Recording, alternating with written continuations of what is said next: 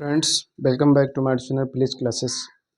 Dear friends, आपका अपने channel please classes में स्वागत है। आज के वीडियो लेक्चर में मैं आपके लिए पास्ट परफेक्ट टेंस का नेगेटिव सेंटेंस लेकर आया हूं। जब सेंटेंस में पहले या बाद शब्द आया हो, जब किसी सेंटेंस में पहले या बाद शब्द आया हो तो उसका ट्रांसलेट क्या करेंगे और कैसे करेंगे। ये दो नेगेटिव सेंटेंस हो तो देखिए, मैंने इसमें केवल 6 सेंटेंस लिया हूँ और इन 6 सेंटेंस के माध्यम से आपको पूर्णतः समझ में आ जाएगा कि पास्ट परफेक्ट टेंस जब उसमें पहले या बाद शब्द हो और वो नेगेटिव सेंटेंस हो तो कैसे ट्रांसलेट करना पड़ेगा, उसका ट्रांसलेशन क्या होगा। जैसे देखिए, पहला सेंटेंस आपके सामने है, अध्यापक के आने से पहले विद्यार्थी अपना काम पूरा नहीं कर चुके थे। देखिए, इसमें नहीं शब्द आया है तो नेगेटिव का मतलब ही होता है जब नहीं शब्द। हम प्रायः जो सेंटेंस बोलते हैं वो सिंपल होता है और जब उसमें नहीं शामिल कर देते हैं तो वो नेगेटिव सेंटेंस हो जाता है। और जब हम किसी से कोई सूचना, कोई जानकारी कुछ पूछते हैं तो हमारा इंट्रोगेटिव सेंटेंस होता है। तो यहाँ पर देखेंगे, अध्यापक के आने से पहले, जैसे कि पिछले वीडियो लेक्चर में मैंने बताया था कि इसमें 2 सेंटेंस होते हैं। एक देखेंगे यहाँ से यहाँ तक, अध्यापक के आने, ये आपका फर्स्ट पार्ट हो गया, और विद्यार्थी अपना काम यहाँ से यहाँ तक नहीं कर चुके थे, ये सेकेंड पार्ट है, ये दूसरा सेंटेंस है। और इन दोनों को जोड़ने का काम कर रहा है से पहले। क्या कर रहा है? से पहले। तो अब जब भी इनका ट्रांसलेटर करेंगे तो मैंने आपको बताया था कि जो काम पहले होगा उसको हम पास्ट परफेक्ट टेंस में बनाएंगे और जो काम बाद में होगा उसको हम पास्ट इंडेफिनिट टेंस में बनाएंगे। ठीक है, तो अब देखेंगे इस सेंटेंस में पहले कौन सा काम हुआ। अध्यापक के आने से पहले विद्यार्थी अपना काम पूरा नहीं कर चुके थे। तो इसमें क्या है, पहले क्या हुआ, विद्यार्थी अपना काम पूरा नहीं कर चुके थे, ये हुआ, मतलब अध्यापक नहीं आए थे, उससे पहले विद्यार्थी अपना काम पूरा नहीं कर चुके थे। तो जो सबसे पहले काम होगा उसको हम पास्ट परफेक्ट टेंस में बनाएंगे और जो बाद में होगा उसको हम पास्ट इंडेफिनिट टेंस में बनाएंगे। अब आपको हमेशा ये बात याद रखना है कि हमेशा हमें सेकेंड पार्ट की इंग्लिश सबसे पहले लिखना है। हमेशा किसकी इंग्लिश लिखना है? सेकेंड पार्ट की इंग्लिश लिखना है। हमेशा हम सेकेंड पार्ट की इंग्लिश लिखेंगे। तो सेकेंड पार्ट की इंग्लिश लिखा जाए, विद्यार्थी अपना काम पूरा नहीं कर चुके थे, तो क्या बोलेंगे, यहाँ से मैं ट्रांसलेट कर रहा हूँ, लिखेंगे the students. Past perfect tense में बनाना है क्योंकि काम ये पहले हुआ, तो हैड, फिर लगाएंगे नॉट, और फिर पूरा करना, पूरा करना का इंग्लिश होता है कंप्लीट। थर्ड फॉर्म लगाएंगे कंप्लीटेड। पास्ट परफेक्ट टेंस में थर्ड फॉर्म लगता है। स्ट्रक्चर क्या है नेगेटिव का? सब्जेक्ट, फिर हैड, फिर नॉट या नेबर, और उसके बाद भी3 वर्ब का थर्ड फॉर्म, फिर ऑब्जेक्ट। अपना काम, तो अपना काम का इंग्लिश होगा देयर वर्क। अच्छा, देयर क्यों लग रहा है? क्योंकि एक से ज़्यादा लोग हैं। जब एक से अधिक लोग होंगे तो देयर का यूज होगा और एक होंगे तो हिज का यूज होगा। तो the students had not completed their work.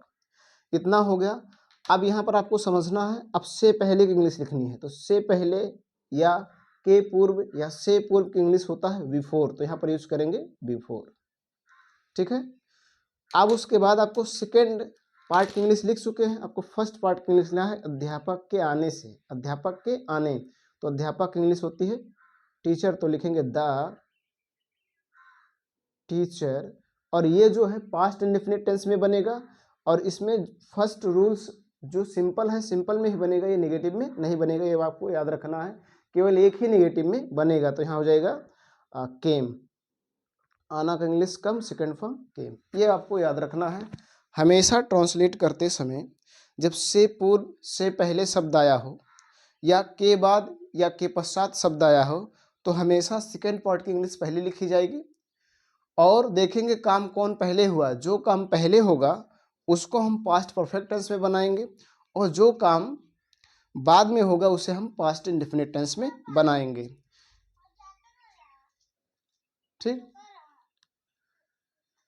तो इस तरह से अब दूसरा सेंटेंस को अगर देखा जाए तो दूसरा सेंटेंस आपके सामने है, रोगी के मरने से पूर्व डॉक्टर साहब नहीं आए थे। तो इस सेंटेंस में यहाँ तक देखेंगे, रोगी के मरने एक सेंटेंस है और यहाँ डॉक्टर साहब नहीं आए थे, ये दूसरा सेंटेंस है। यानी ये कह सकते हैं ये फर्स्ट पार्ट है और ये सेकेंड पार्ट है। ये फर्स्ट पार्ट और सेकेंड पार्ट, और इन दोनों को जोड़ने का काम कर रहा है से पूर्व। क्या कर रहा है? से पूर्व। तो जब से पूर्व कर रहा है तो मैंने कहा कि हमेशा आप सेकेंड पार्ट की इंग्लिश पहले लिखिए, सेकेंड पार्ट की इंग्लिश पहले लिखिए, लेकिन पास्ट परफेक्ट टेंस उसी बनाइएगा जो पहले काम होगा। रोगी के मरने से पूर्व, मतलब रोगी नहीं मरा था, उसके पहले डॉक्टर साहब नहीं आए थे। तो यहाँ पर देखेंगे रोगी के मरने से पूर्व, मतलब रोगी नहीं मरा था, उसके से पूर्व डॉक्टर साहब नहीं आए थे, मतलब डॉक्टर साहब नहीं आए थे, रोगी नहीं मरा था उसके पहले। तो कौन सा काम, ये काम पहले हुआ, तो इसको बनाएंगे पास्ट परफेक्ट टेंस में। लिखेंगे द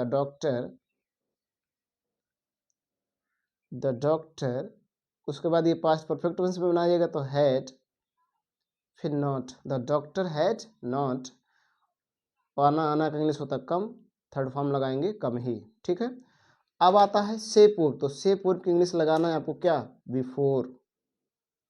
से पूर्व, से पहले, के पूर्व की इंग्लिश आपको क्या लगाना है, बिफोर। उसके बाद आपको फर्स्ट पार्ट की इंग्लिश लिखना। तो फर्स्ट पार्ट क्या है, रोगी के मरने, तो रोगी की इंग्लिश होगा द पेशेंट, द पेशेंट।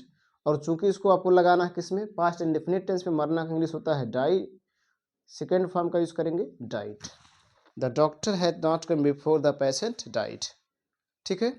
इस तरह से आपको करना है। तो आप समझ गए होंगे कि जब से पहले या से पूर्व शब्द आया हो तब आपको कैसे करना। हमेशा इस बात को याद रखना है, आपको सेकेंड पार्ट की इंग्लिश शुरू में, फर्स्ट पार्ट की इंग्लिश बिफोर या आफ्टर के बाद, लेकिन उसमें उस सेंटेंस को आप पास्ट परफेक्ट टेंस में बनाएंगे जो काम पहले होगा, और जो काम बाद में होगा उसको पास्ट इंडेफिनिट टेंस में बनाएंगे। आप चलिए समझते हैं जब के बाद या के पश्चात शब्द आया हो तब। डियर फ्रेंड्स, देखेंगे आपके सामने अगला सेंटेंस है, उसके पहुंचने, यहाँ से फर्स्ट पार्ट है, के बाद घंटी नहीं बजी, यहाँ देखिए ये सेकेंड पार्ट है आपका। मैंने क्या कहा, जब भी ट्रांसलेट कीजिए तो आप सबसे पहले लिखिए क्या, सेकेंड पार्ट की इंग्लिश, लेकिन इसमें सबसे पहले देखिए कौन काम हो, उसके पहुंचने के बाद घंटी नहीं बजी, मतलब वो पहले पहुंचा फिर घंटी नहीं बजी, वो पहले पहुंच चुका था फिर घंटी नहीं बजी। तो इसमें पहले काम हो रहा है उसके पहुंचने का काम, और बाद में घंटी बजने का काम हो रहा है, अर्थात बाद में घंटी बजा, इसका मतलब ये पास्ट इंडेफिनिट टेंस में बनाया जाएगा। तो यहाँ लिखेंगे द वेल, और पास्ट इंडेफिनिट टेंस में लगाएंगे तो क्या होगा, did not, subject plus did not, आपको पास्ट इंडेफिनिट टेंस के रूल आते होंगे। द वेल डिड नॉट, बजना, बजना का इंग्लिश होता है रिंग, फर्स्ट फॉर्म ही लगाएंगे, ठीक है। उसके बाद आपको क्या लगाना, the well did not ring, फिर यहाँ के बाद होगा तो के बाद की इंग्लिश आप लगाएंगे आफ्टर, क्या लगाएंगे, आफ्टर। और उसके बाद सेकेंड पार्ट की इंग्लिश, और ये बनाइएगा पास्ट परफेक्ट टेंस में, तो लिखेंगे ही हैड। अब ये निगेटिव सेंटेंस में नहीं बनेगा, ये ध्यान रखिएगा, एक ही क्लास एक ही पार्ट निगेटिव सेंटेंस में बनेगा, दूसरा नहीं बनेगा, वो दूसरा सिंपल में ही बनेगा हमेशा, चाहे वो निगेटिव हो या इंट्रोगेटिव सेंटेंस हो। The well did not ring after he had reached, पहुंचना का English reach, third verb reached the school, the school, उसके बाद फुल स्टॉप, ठीक। तो इस तरह से आपको करना है। इसी प्रकार से इसको समझ लीजिए, खाना खाने के पश्चात, यहाँ खाना खाने और वह नहीं रुका, ये सेकेंड पार्ट है और ये फर्स्ट पार्ट है, और इन दोनों को जोड़ने का काम ये कर रहा है।